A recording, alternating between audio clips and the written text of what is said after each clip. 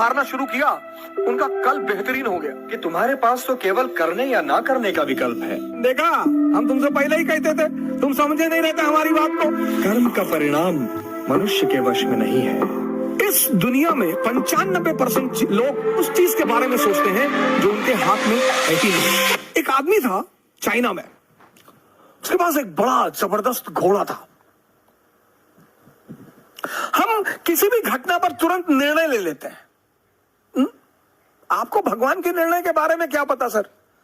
मुझे कभी नहीं पता था मैं इलाहाबाद यूनिवर्सिटी में पढ़ूंगा, मुझे कभी नहीं पता ही नहीं था सर, लेकिन मैं रिस्क लेता रहा। तो चीन में एक आदमी था किसी गांव में, उसके पास एक बड़ा नायाब घोड़ा था, बहुत नायाब, मतलब हवा से ज्यादा स्पीड थी घोड़े की। तो उस देश के राजा ने उस आदमी को बुलाया, कहा तुम अपना घोड़ा मुझे दे दो, तुमको मैं मुंह मांगी कीमत दूंगा। उस आदमी ने कहा कि सरकार घोड़ा तो ना बेचेंगे। अरे लोगों ने समझाया कि पागल हो, तुम क्या करोगे घोड़े का, और इतना पैसा राजा तुमको दे रहा, बेच दो। अरे उसने कहा यार तुम लोग क्यों मेरे पीछे पड़े हो, जाओ अपना काम करो, हम नहीं फायदा ले रहे ना, जाओ। एक दिन क्या हुआ, घोड़ा भाग गया। अब जब घोड़ा भाग गया तो गांव के लोग आए, हंसने लगे, कहीं देखा हम तुमसे पहले ही कहते थे, तुम समझे नहीं रहते हमारी बात को। अरे उसने कहा बड़े भाई, घटना सिर्फ इतनी है कि घोड़ा भाग गया है, बस, इसमें ज्यादा चिंता करने की बात नहीं है। वो चला गया तो चला गया, मैं क्या करूं। अजीब पागल हो, तुम्हारा नुकसान हो गया। बोले कोई नुकसान नहीं हुआ। 10-15 दिन बीता, एक दिन घोड़ा वापस आ गया और अपने साथ 20 घोड़े और लाया अपनी तरह के।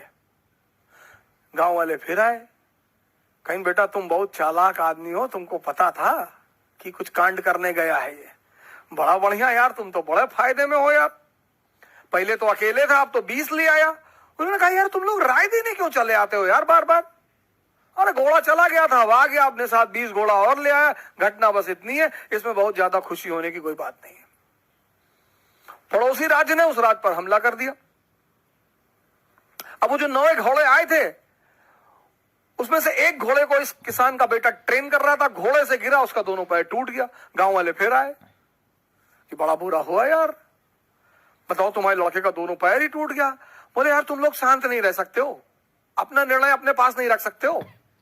ठीक है यार, पैर टूट गया, देखेंगे, भगवान कुछ करना चाहता होगा, अच्छी बात है, जाने दो। उसी वक्त पड़ोसी राज्य ने इस राज्य पर हमला कर दिया।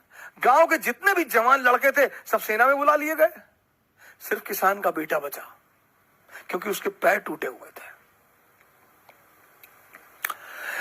इस दुनिया में, खासकर इस देश में, 95% लोग उस चीज के बारे में सोचते हैं जो उनके हाथ में है ही नहीं।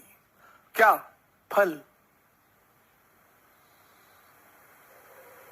सर आपको पता ही नहीं कल क्या होने जा रहा है, तो जब हमें कल का पता ही नहीं तो हम आज में रहें। और जितने लोगों ने अपने आज को सुधारना शुरू किया, उनका कल बेहतरीन हो गया, क्योंकि जो कल के बारे में सोचते हैं वो आज कुछ कर ही नहीं पाएंगे, और जो पास्ट के बारे में सोचते हैं वो कुछ कर ही नहीं। 2 लोग निष्क्रिय हैं।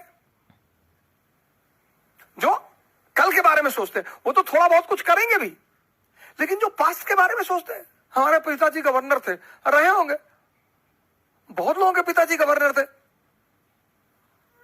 इस रहस्य को समझो पार्थ, कि तुम्हारे पास तो केवल करने या ना करने का विकल्प है, किंतु कर्म के अंत पर मनुष्य के अधिकारों की सीमा समाप्त हो जाती है।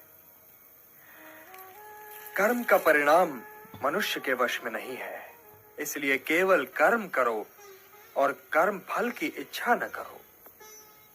कर्मण्येवाधिकारस्ते मा फलेषु कदाचन मा कर्म फल हेतुर्भूः माते संगोस्त्वा कर्मणि। केवल कर्म करो, कर्म